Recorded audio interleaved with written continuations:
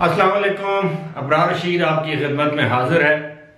और UAE special, जिस तरह के अक्सर मेरी वीडियोस यूएई के बारे में होती हैं और आप लोगों के इल्म में है कि अब यूएई ख़ास तौर पर मैं बात करूंगा दुबई की कि एक सॉफ्ट लॉकडाउन की तरफ जाने की तैयारियां शुरू हो चुकी हैं और इस हवाले से मुतअद्दिद इक़दामात का ऐलान किया भी गया है और साथ साथ किया जा रहा है।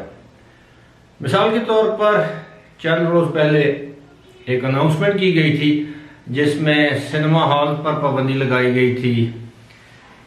इसी तरह मुख्तलिफ जो रेस्टोरेंट्स वगैरह हैं उनको पाबंद किया गया था कि वो 70% कैपेसिटी पर अपने रेस्टोरेंट्स चलाएं। मॉल्स को 70% गुंजाइश के साथ खोलने की इजाज़त दी गई थी वगैरह वगैरह। अब सूरत हाल ये है कि वहाँ के होटलों को पाबंद कर दिया गया है कि होटलों में 70% से ज़ायद ऑक्यूपेंसी नहीं होनी चाहिए। जिसकी मिसाल मैं आपको ऐसे दे सकता हूँ कि किसी होटल में अगर 100 कमरे हैं तो वो बैक वक्त 70 कमरे किराए पर दे सकते हैं, 100 के 100 कमरे नहीं दे सकते। इसी तरह ये भी बताया गया है कि किसी होटल से अगर एक गेस्ट एक कमरा खाली करके चला जाए उसको सैनिटाइज किया जाए और 24 घंटे तक वो कमरा किसी दूसरे गेस्ट को ना दिया जाए। साथ ही साथ होटलों पर पाबंदी लगाई गई है कि वो टूरिस्ट जो उनके पास आते हैं किसी भी जगह से वो उनके कोविड-19 के नेगेटिव टेस्ट भी चेक करें।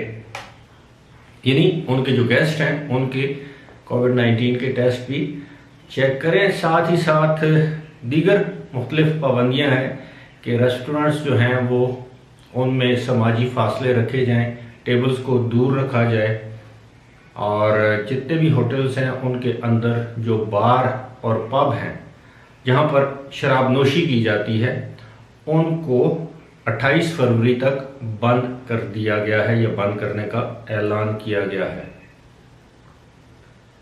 ये ऐसे इक़दामात हैं जिससे जाहिर होता है कि आहिस्ता आहिस्ता हुकूमत एक सॉफ्ट लॉकडाउन कर रही है। साथ ही साथ हुकूमत आलमी सतह पर अपने ज़राए अबलाग के ज़रिए अपने इमेज बिल्डिंग में भी मसरूफ़ है।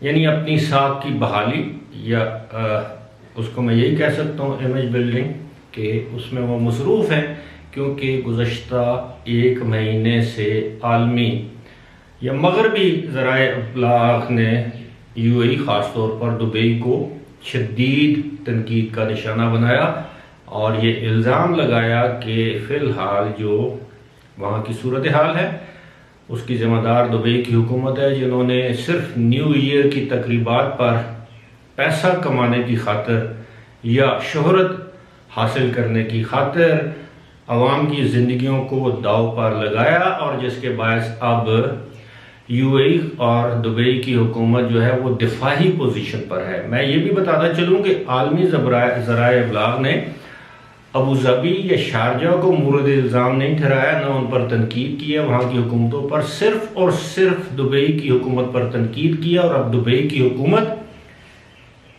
डैमेज कंट्रोल जिसे कहते हैं उसमें मसरूफ़ है और वो अपने मीडिया को भरपूर तरीके से इस्तेमाल कर रही है ताकि आलमी ज़राए अबलाग के इल्ज़ामात की न सिर्फ तरदीद की जा सके बल्कि ऐसे आर्टिकल भी छापे गए हैं जिनमें यह बताया गया है कि आप कौन होते हैं हमारे मामलात में दखल देने वाले, इस तरह की बातें वगैरह। लेकिन सूरत हाल ये है कि बाज़ मगरबी ममालिक की जानिब से इस तरह के इल्ज़ामात भी सामने आए हैं। मिसाल के तौर पर डेनमार्क एक वाहिद मुल्क है जिसने ऐसे इल्ज़ामात भी लगाए हैं कि यूएई में जो टेस्ट किए जाते हैं वो नाकिस हैं, वो रिलायबल नहीं है, काबिल भरोसा नहीं है और ना उनके पास इस तरह की इस्तेदाद है। वहाँ की हेल्थ अथॉरिटीज़ जो है वो नाअहल है, इनकॉम्पिटेंट हैं वगैरह वगैरह। ये डेनमार्क की तरफ से ये इल्ज़ाम लगाए गए।